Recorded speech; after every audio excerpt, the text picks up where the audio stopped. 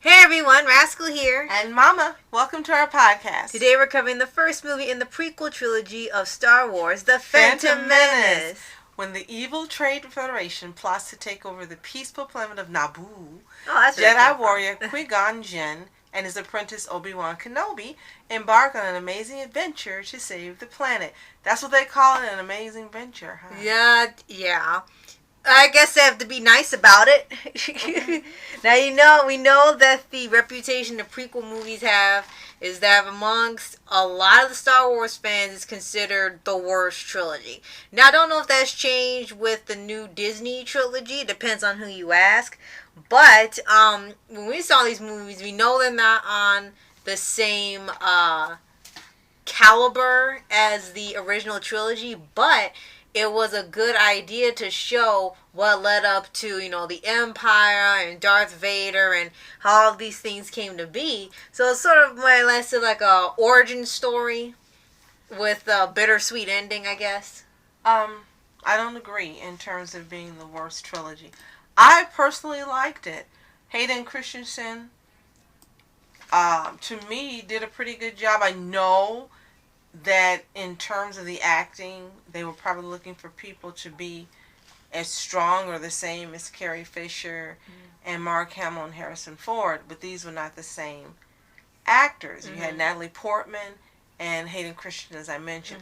I thought they did a great job. I actually like the 3-part series. So this one introduced a new Sith that was supposed to be menacing and more frightening than the Sith we've seen before.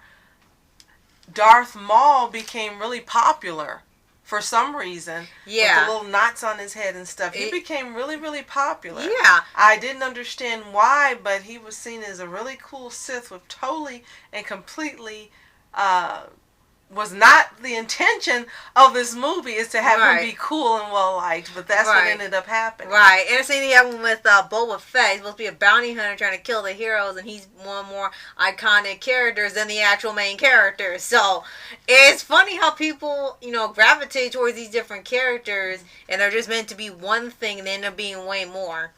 And I thought it was really interesting, as you said. I agree. Of seeing more backstory to not only Anakin before he became an adult, but also Obi-Wan Kenobi. Right. And I love Liam Neeson's portrayal of Obi-Wan in this movie. I think he did a fantastic job. He made you immediately resonate with the character. Right. And you got to see more, again, his backstory, rather than just seeing the end results as we did from the first trilogy. Right. I liked it. I really, really liked it. And I thought they did a great job. I forgot. Hayden Christensen wasn't in this one yet. It was Anakin, a young Anakin, played by a very young actor who did a fantastic job. Right. You got to see him as a boy and what led to him becoming, training to become a Jedi. You also got to see the beginnings of C-3PO and R2-D2. And there's also the infamous Jar Jar Binks, who people seem to think is like the worst thing to ever happen to the Star Wars franchise, but I think it's sort of like overrating it. I mean, I can see if some people did not care for him, maybe because of his mannerisms and stuff, maybe it could come off as annoying. I think he was meant to be annoying, but I don't think he was meant to be hated. Right. I think the character was meant to be talkative and annoying. He was, just giving something that had been right. But instead of it having that effect, for some reason, people hated this character. I didn't. He was just annoying as he was meant to be, and then he showed that he could not be full of fear and actually help them, and ended up being rewarded for it. Right. That's the way I took the character, but like as you mentioned, he was strongly hated by a lot of Star Wars fans. Yeah, to this day. And I guess I just don't understand why. Yeah, I really don't understand either. I even see newcomers say, I finally watched the trilogy. I can understand why people can't stand this character. And like, I don't. It's not as bad as I'm seeing them make it out to be. They make it sound like he needs to be incinerated the minute he's on the screen. It's like, it's not that bad. I mean, you can find him annoying, like that was the point, but not to this extent. But for more good things from it is that it still introduced some really creative worlds and planets, which you end up seeing when they make the Clone Wars CGI series and the 2D series. Mm-hmm. So they're still great at making these worlds, only now they're even bigger than what they had in the original trilogy because of the technology and the CGI improving from some time. Mm-hmm. And they had some good action scenes. The music was still very iconic and enjoyable. And the story was still interesting. And I know some people have said that it's kind of long, but so was the regular Star Wars. So maybe just for some people, some things were maybe dragged a little too long. Maybe there wasn't enough action or something. But there was still a big amount of it to me. I thought there was. I thought, of course, the battle scene between Darth Maul and Obi-Wan, it was great because you didn't know what to expect having seen the battles from the original trilogy. Mm-hmm. And especially, of course, the last one between Luke and his father. Right. But I think they did a great job in making it interesting in your being, not knowing the outcome if you hadn't read the novels, of course. Right. Of course, I did not like Obi-Wan being killed. Yeah. But in terms of being full of action and drama, suspense, Mm-hmm. and not knowing what's going to happen, especially the part where they were waiting for the timing for them to get to each other. Right. And then all of a sudden he sits down and he's patient, and Darth Maul is walking back and forth, and he's upset and ready to bang through and bash it because he wants to get to him. That showed a dichotomy between the Siths and how their anger ruled them, and the Jedis who were taught to be calm and to meditate and to deal with each event as it happened and to know that patience would win out. Patience yields focus. So you got to see the difference between how they handled the situation. All right. I think things like that were great. Again, the child that played Anakin, he did a great job. He was endearing, very likable. It was interesting to see how he ended up being taken to be trained as a Jedi, how young he was, how he was living in poverty and a slave prior to being taken away. It's not anything like you expect if you're looking for a prequel. I think they're probably expecting a whole different backstory.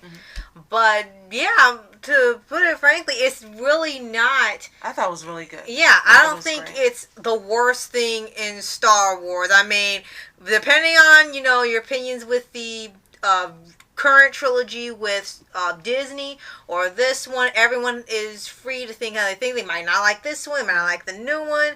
And it's totally fine if you don't, because there are some things that can be understandably dislikable. But as the movie as a whole, the trilogy as a whole, it was still good altogether. It's not perfect, but it's still enjoyable. Now, again, as before, you weren't here when this came out. Right. And I got to see it, of course, when it, I guess, aired or premiered, you could say. I really, again, I thought it was fantastic. I couldn't wait for the next movie, which we will discuss. You're having seen it, at least a decade later, at least. Right? Actually, quite recently, within the last couple of years. How, for you, was it in viewing versus your having seen the original trilogy as well just a few years ago? Well, not letting the the reviews and stuff of the movie that's been out for a heck of a long time affect me, just watching it for the first time fresh.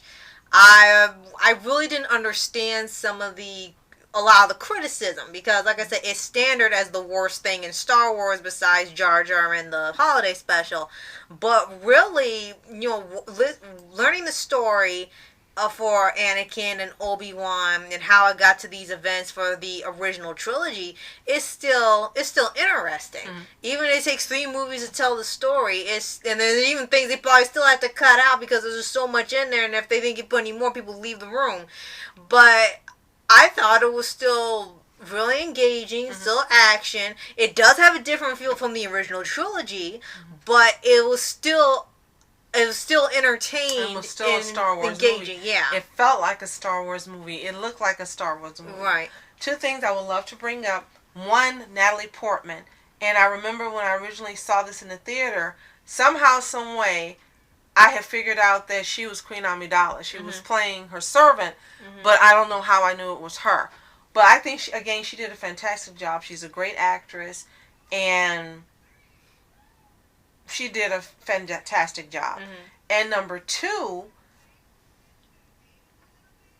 it was interesting how we got to see a larger number of Jedis than we had seen before.